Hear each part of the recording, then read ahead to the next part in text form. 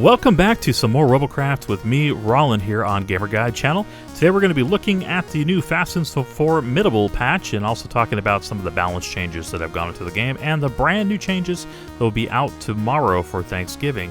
But before we do that, let me show you a quick little performance build you guys put together. Before I show you though, you'll need some of these more rare parts. One of the Mega Plasmas, you'll need a Hermes Sprinter Leg, and one of the Flak Sentinels. But let's go ahead and do it real quick. Shouldn't take long. First, we're going to put the Mega Plasma on one side of the Hermes leg. Go ahead and choose a spot for that. Then we'll pick up the Flak Sentinel. Then we'll put it here in the middle slot on the other side.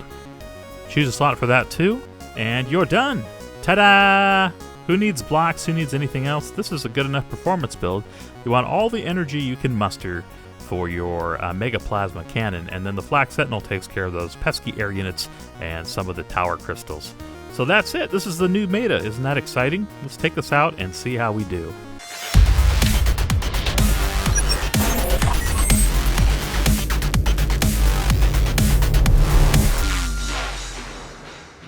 Alright, so yes, I was being a little sarcastic in that clip, but I was being honest. I added a flag, I added a speedometer, because who doesn't like speedometers, to my robot. So this is a perfectly viable build now. It is a lower CPU bot, and they have changed the game now where lower CPU robots have more energy to fire their weapons. So if you're somewhere between 500 and about 1,000 CPU, you got a lot more energy than the guys who are over that, up to about 2,000. You're kind of more of a glorified punching bag over 1,000 CPU.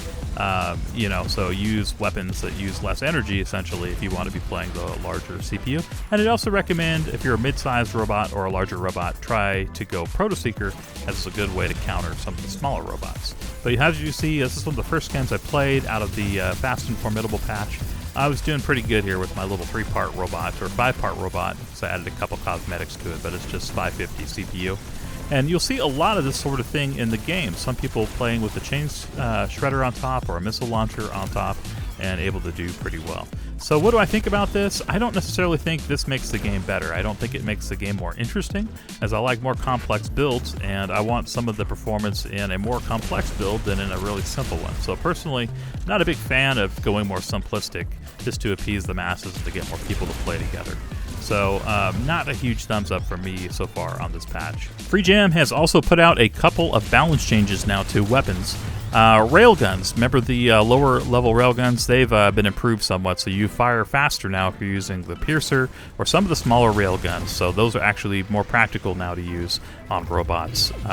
And then also they have decreased the plasma damage. Now on this clip, this is the first game I played before they had made that change, so I'm still at full fire rate, but you'll notice in the next robot I'm playing that the fire rate has decreased a little bit on one Mega Plasma. Same goes with all the other plasmas as well, so that's a little change. They also are increasing the energy consumption Blink modules are going to be using in tomorrow's Thanksgiving patch, and also the cloaking module will be increased in power by 20%. So little robots cannot cloak for 28 seconds, 30 seconds if they want to, or use a shield that lasts longer or is able to be recharged quicker. So that's going to be changing. They also have moved the 2-minute timer on the energy module to only a 1-minute timer now. So they've improved that a little bit in the most recent changes. So that is being adjusted, and they're making a lot of little quirky adjustments and stuff to this patch, but it is a very big patch. Does change the game altogether and makes a lot of robots that used to be pretty practical and need to be reworked. A lot of times people are pulling modules out of the robots, I've noticed. So like on my jumping and flying mechs, I probably pull the energy module out now, and might even consider pulling out the blink module just to get a little extra power. So there are some real decisions to make. That still doesn't mean I like this game better now, but it certainly is different. So the second bot I have here has only added a couple Proto-Seekers, a radar, and several blocks to the top. I personally believe adding blocks is kind of pointless now to the game. They did a little rework on the damage model too, so now that if your robot has 10% left of health, it will not explode instead of 25% like it used to be. So some of the parts like Mega Mech Leg and stuff are going to be a little bit more viable than they used to be. I was never really a fan of the exploding before you're dead thing anyway, but at least this is a little bit of a step in the right direction. Another interesting thing tomorrow in the Thanksgiving patch If you purchase crates and you get 25 or more, you are now guaranteed to get at least one legendary in those 25 crates, so that's interesting. And then speaking of crates, starting tomorrow through January 5th, some new mystery items will be included that are going to be wrapped, and they will not be revealed until the 5th of January. From previous years, Speedometer was a present one year. Most likely it's going to be something like that, a cosmetic or something, but we will not know until the 5th of January, so that might be kind of interesting. Here is another big change going into the game. They're taking out the full forge cost people have the option to pay when buying a robot, so if you wanted to support somebody a little bit more, you will no longer be able to. They say they're doing this because they're getting ready for a multilingual update coming soon. But I ask, what does multilingual have to do with robots on the CRF and deciding to support someone more, or just paying the cheaper price? It doesn't really make any sense, and I call bullshit on that patch note. I'm a fan of the late comedian George Carlin, and he had a funny skit about winners on his HBO special a while back, and it was just basically that there's all these consolation prizes people put out to make people who lose feel good, and I feel like this is kind of in the same vein as that, with Robocraft basically saying, I want everybody to have 2000 CPU, no one really has to work really hard to get there, and you know, if they want to put enough money into it, you can get all the legendary parts you want now, you just got to give us money. It's kind of shitty. And so that's one of the reasons why I'm not really a big fan of the changes, and I'm not really into this game as much as I used to be. Let's play a little game. Let's play. Here is a patch from another game, and you decide if you would have liked this patch better in Robocraft or the one that we just got. Okay, that's the game. So the first thing of this new patch is that they have added a clan versus clan tournament and custom battles. So if you're in a clan, you can fight other people from another clan without having to do queen sinking and stuff like that. They also added a brand new weapon, which is a flamethrower to the game, and it's close range, and it is an epic quality or rare quality, so it takes a little bit of time to get that weapon. They've added an encyclopedia called an Engineer's Guide to the game, showing all the parts that are in the game, what they do, and all the particulars, and if you have them or not.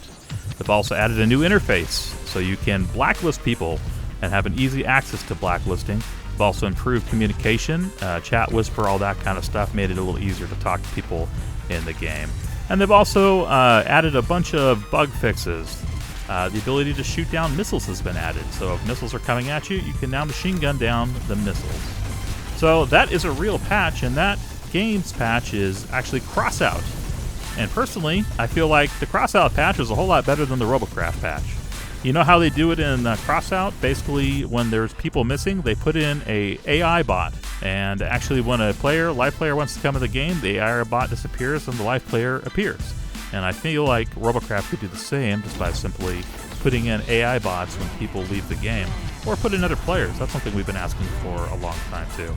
Of course, it wasn't game mechanic changing, so you might say that's unfair. But drop player replacement, custom games, these are things we've been asking for a while, right? And we haven't got them.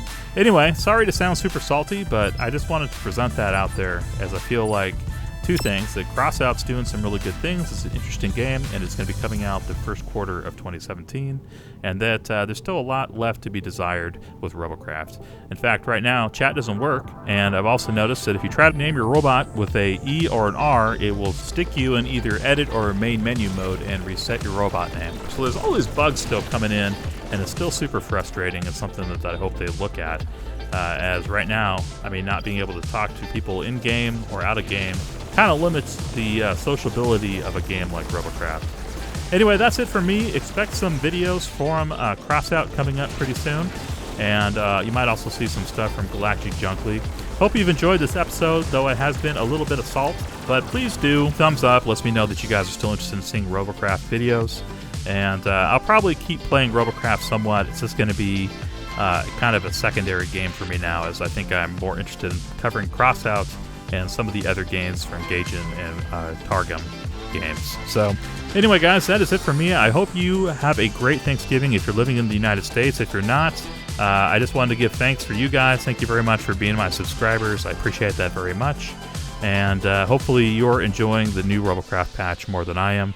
But there'll be more from me here on the channel, so stay tuned, and I'll bring you some more content real soon. Thanks a lot, guys. That's it for this episode, and I'll see you in the next one. Later.